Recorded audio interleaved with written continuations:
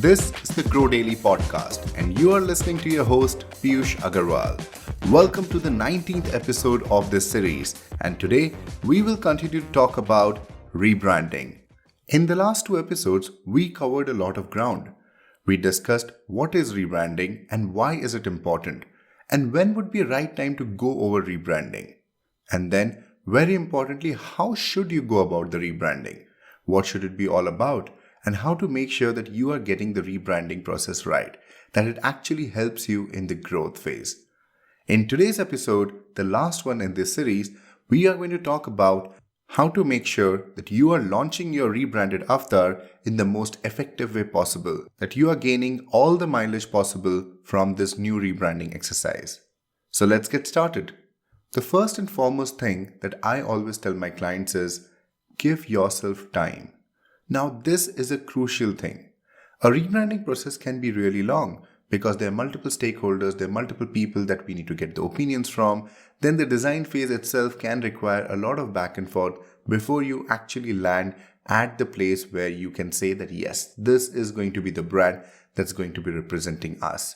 It can take weeks, it can take months. So firstly, you need to be prepared that the rebranding process will take a lot of time and energy. That the overall process will be challenging for you because this is an exercise that you cannot afford to go wrong in. Especially if you are even going to change your name as part of the rebranding, then it becomes an even bigger deal to make sure that you are getting it right in every way possible. So give yourself time throughout the rebranding process and make sure that you don't give up on it.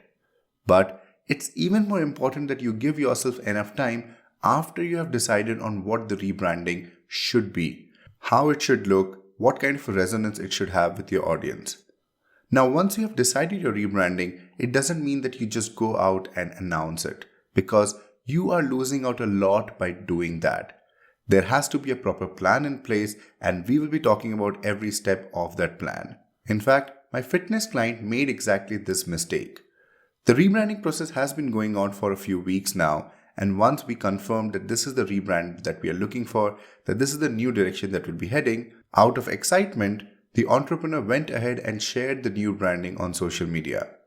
Not without much of a plan, not without much of a gung-ho, just to say, hey, this is the new brand we are going after. Now that was a big miss because we were in the process of planning a complete rebranding launch and ensuring that we can launch the brand with a lot of noise, with the big splash. However, this untimely rollout actually ended up creating a problem because nothing else was ready. Apart from the new logo, there was no content created for digital, for social media, for their offline studios.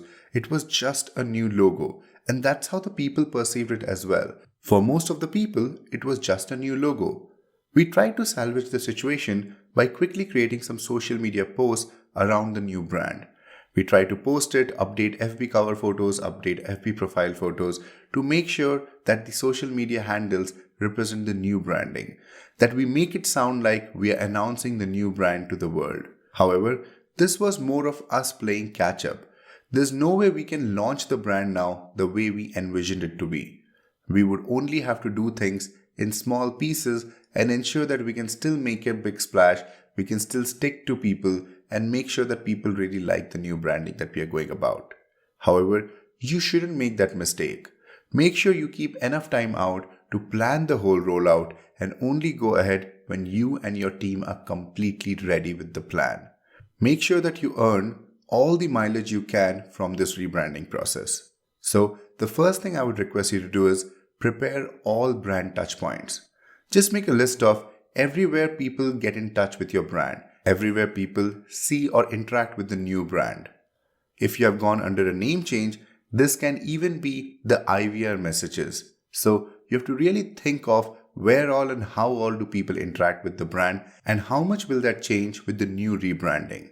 So all your visiting cards, all your logos on different products, all your online content, everywhere else wherever you see brand interactions, touch points, you need to make a note of that.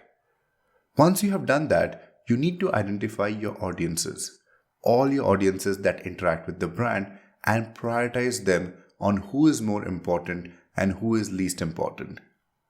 So the audience I'm talking about includes your employees, It may include your own team, it may include your investors, it will include your focus groups if you have any, it will include your fans, it will include all your customers. So anyone who interacts with your brand or represents your brand becomes your audience. Now, once you have all your audiences listed out, you need to prioritize to make sure that you are aware who should be informed first.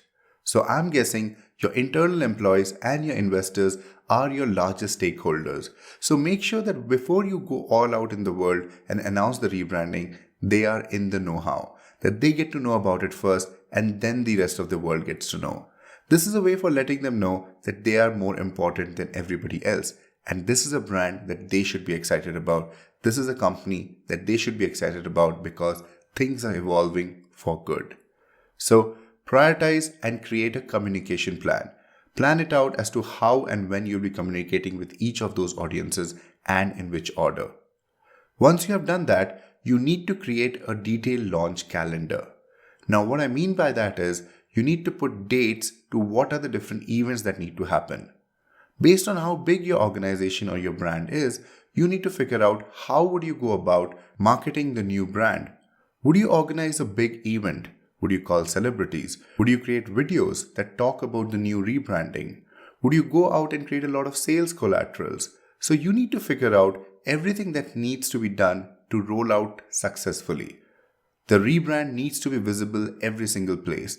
That includes your offices as well, and not just externally. So when planning your relaunch, also make sure that you are updating everything regarding the old branding in your office premises as well.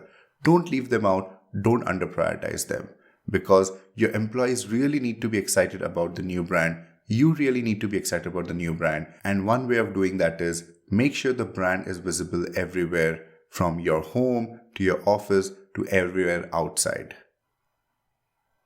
Now, once you have the launch calendar in place and you have spaced out the activities in the best way possible, you need to also ensure that your launch activities go on for a stipulated period of time.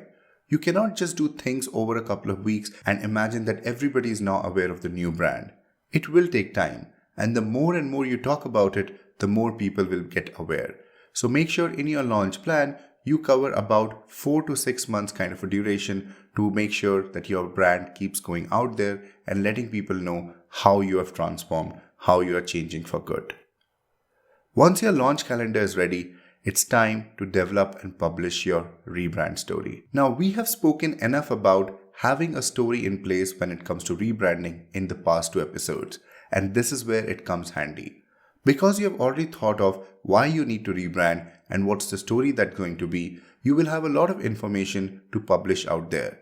But you also need to think from your audience standpoint. How should you tell the story so that they get excited?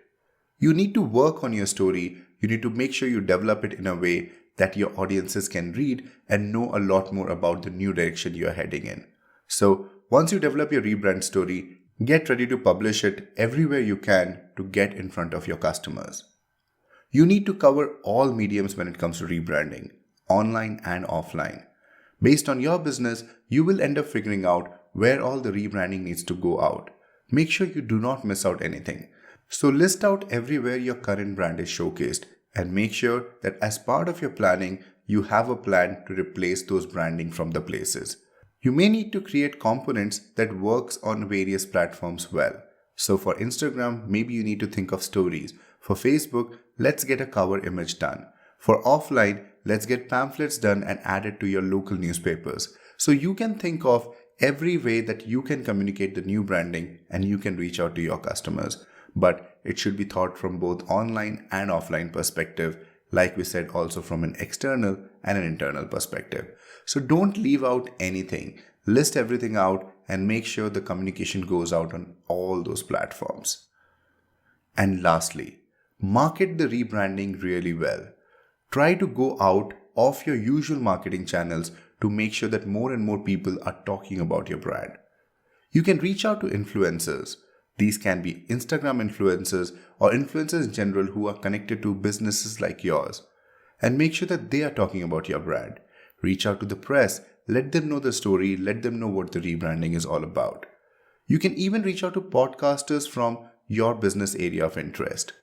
You can go to iTunes, find people who are running guest interviews on their podcast shows, and these podcast shows are sort of connected to what your business is in, and write to them. Ask them if they would be interested in interviewing you about your rebranding. If you are someone who is comfortable with the camera, you can also create a vlog or a personal video that will talk about the rebranding. Just make sure that you're thinking out of the box and thinking of all the avenues that you can utilize to have you or somebody from your team talk about the rebranding. Because you need to have people talk about this rebranding to make sure the message sticks, that more and more people find about it, and most importantly, your rebranding helps you grow. Because this is one way that you can have everybody start talking about your brand and get excited about what you're doing. With that, we have covered all the areas that you need to think of when you are planning a launch. A lot of these pointers are also applicable if you're just launching a new product or launching a new brand.